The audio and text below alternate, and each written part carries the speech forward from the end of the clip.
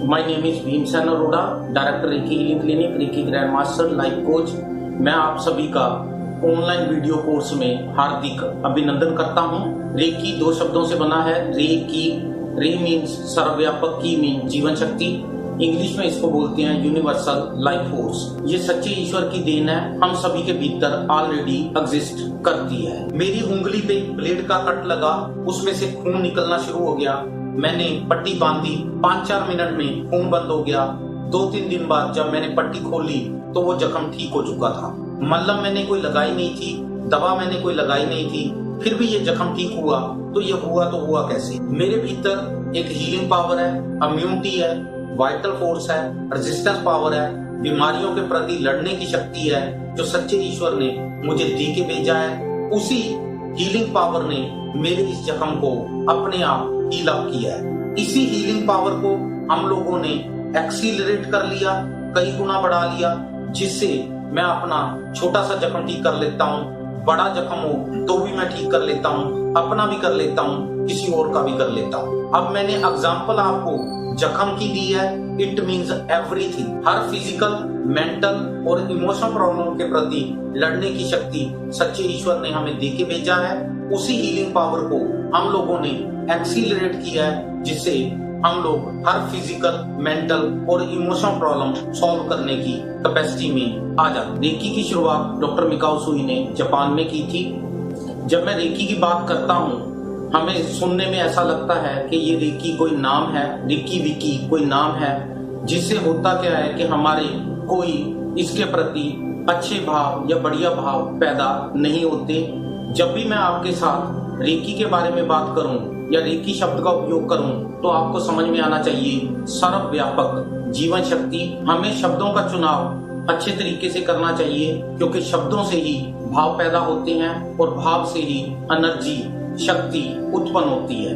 मेरे जैसा एक हृष्ट पुष्ट इंसान मेडिटेशन के लिए, ध्यान क्रिया के लिए पहाड़ी की तरफ जा रहा था। उसको पहाड़ पे जाना था। उसने अपनी पीठ पे 5-4 किलो का वजन लादा हुआ है और वो पहाड़ी की तरफ जा रहा है। जैसे ही वो पहाड़ी चढ़ रहा था तो रास्ते में उसको थकावट महसूस हुई। उसके जो श्वास हैं वो फूलने लगे। जब उसको लगा कि मुझसे ये श्वास मेरे बहुत ज्यादा फूल रहे हैं और थकावट बहुत ज्यादा हो रही है, तो वो रास्ते में आराम करने के लिए एक पत्थर पे बैठ गया। जब वो पत्थर पे बैठा तो वो क्या देखता है कि नीचे से एक लड़की 9-10 वर्ष की 4-5 वर्ष के एक बच्चे को पीठ पे लादे हुए पहाड़ी के ऊपर चढ़ाई कर रही है और वो उसी की तरफ आ रही है। जैसे ही वो लड़की उसके पास आने लगी, उसके मन में विचार आया कि ये लड़की जो है वो थक गई होगी, इतना भार उठाए ये आ रही है, इसको बहुत ज्यादा थकावट हो गई होगी। इसलिए वो पत्थर से एक साइड खिसक गया और वो जगह बनाने लगा कि वो लड़की आएगी, उसको भी हो सकता है कि यहाँ पे आराम करना पड़े।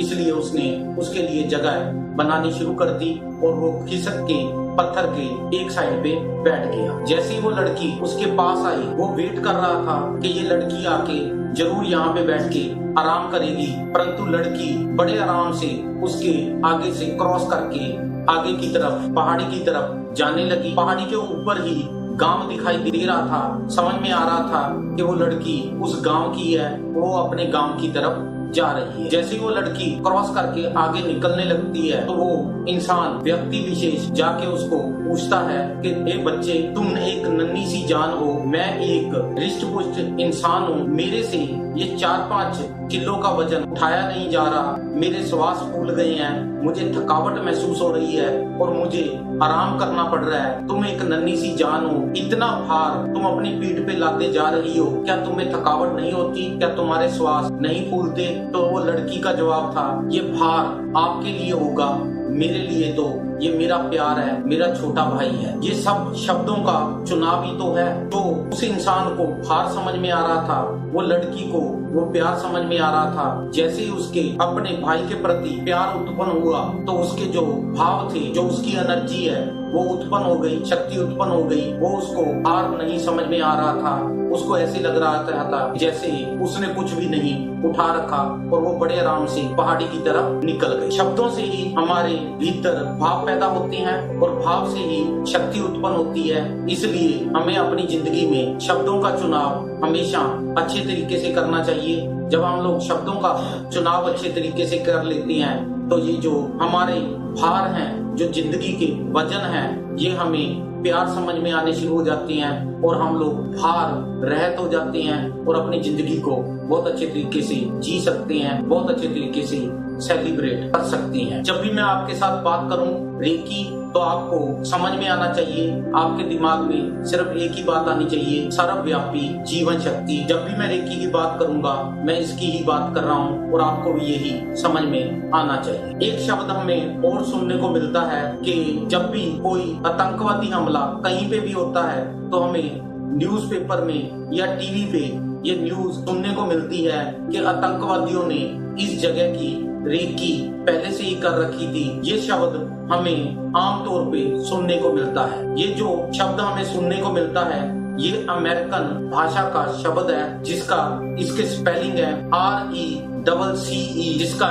इंग्लिश में मतलब है सर्च करना, हिंदी में भाल करना या सू लेना। ये रेकी शब्द अलग है। जो रेकी जिसकी बात मैं कर रहा हूँ REIKI, इट मीन्स सर्वव्यापी जीवन शक्ति, यूनिवर्सल लाइफ फोर्स।